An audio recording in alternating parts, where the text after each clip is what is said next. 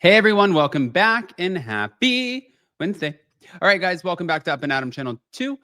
We have a lot coming out today, especially Love Island Games on this very channel, hosted by Gelsey. She's going to be covering every single episode, and I'm super excited about that because we've never really hosted or covered Love Island at all. So that's great. And there's such a fan base for it. So if you guys love Love Island, then listen. This is going to be the recap for you. Now, with that, we're back to talk about the Real Housewives of Salt Lake City, last night's episode in a nutshell. So before we jump in, smash the like button. If you're not subscribed, get subscribed. Don't forget to show some love. And here we go.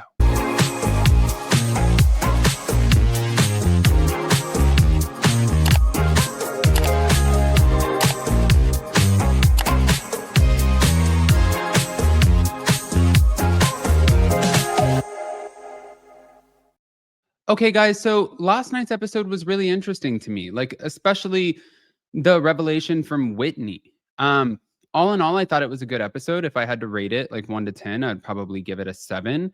But Whitney Rose admitted last night to her business failing. This was during the premiere, and she said that her and her husband Justin went all in on the venture, but ended up with nothing. And she had to fire about 30 employees, and she lost millions, is what she's saying.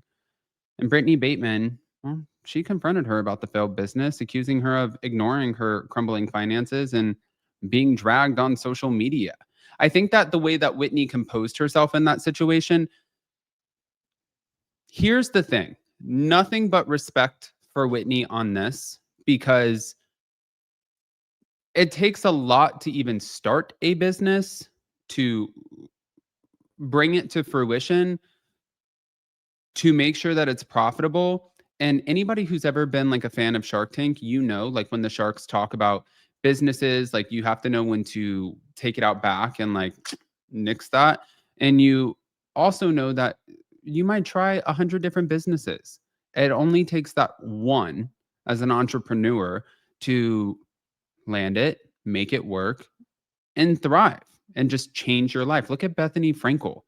I mean, she was trying to do those vegan cookies, and then all of a sudden she like spout out skinny girl. So yeah, Whitney, just keep pushing. Keep pushing. Something will land. But back to it. The girls are going on an RV trip. This to me, I thought was, I was like, this is how we're starting. It was a camping getaway in Provo Canyon, right? So in this camping getaway, it seemed like, I don't know, it just wasn't my favorite trip. Lisa Barlow didn't make it. She skipped out on this. She was not in the first episode because Lisa said that she has a work thing going on that took priority over the trip. And she also said that she didn't want to spend the night with Bronwyn, saying that she's a pathological liar. Now, a few of the castmates, including Heather Gay, they speculated that Lisa's absence was a little suspicious and too well timed with the rumors and lawsuits that were swirling around her. But Bronwyn and Whitney noted that skipping a cast trip usually means something more than just being busy. She said she was busy, though. She literally just said in an interview that she had a work thing. She even gave us a couple little name drops like Ben Affleck.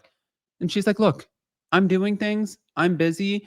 And before, when I was filming the show, like all of the other seasons, I put everything off to the side to film these shows or film this show. And I didn't really have like a balance with my other businesses. And now she's saying that going into this season, that's exactly what she wanted to change. She wanted balance. She said with having one kid out of the house, one kid in the house, just she wanted to switch things up.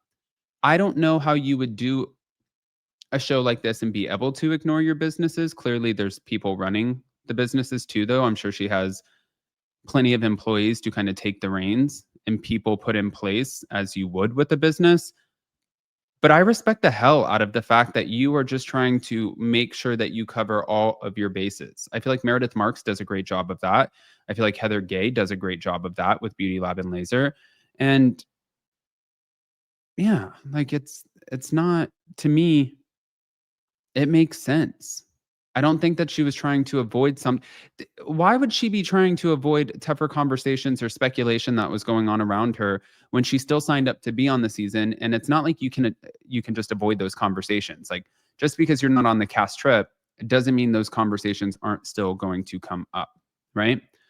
Now, Whitney also reacted pretty emotionally to Britney bringing up her failed business. And she said that she feels hurt by her friends rubbing it in during the trip that was supposed to be fun. But Britney's a little bit of a shitstorm.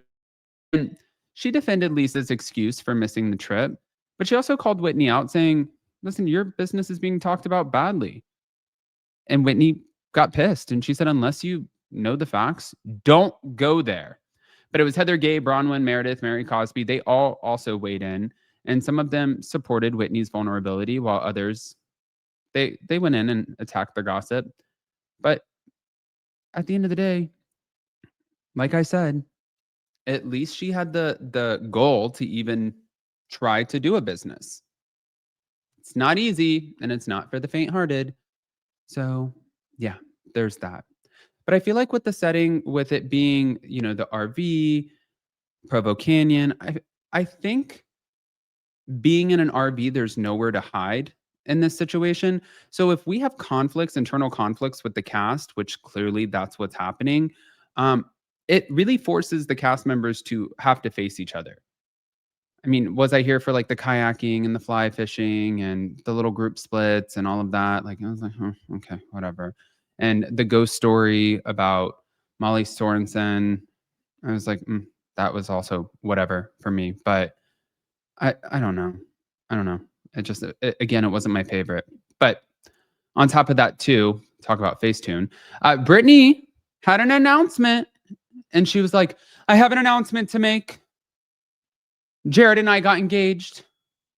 But then also the next announcement was, then we got unengaged 2 weeks later. However, they're still seeing each other, which is really confusing. And yeah, I don't actually know.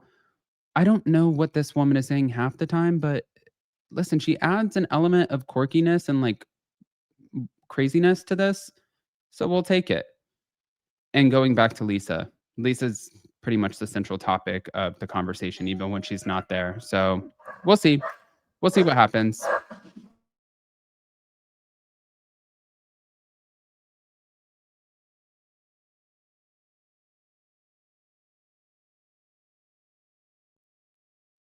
But I want to hear what you guys think, guys. Sorry, somebody ring the doorbell. I want to hear what you guys think, guys. Did you watch last night's Real Housewives of Salt Lake City?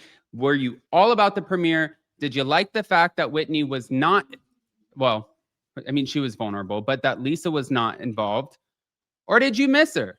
Guys, let me know all of the opinions, and we'll see you next time.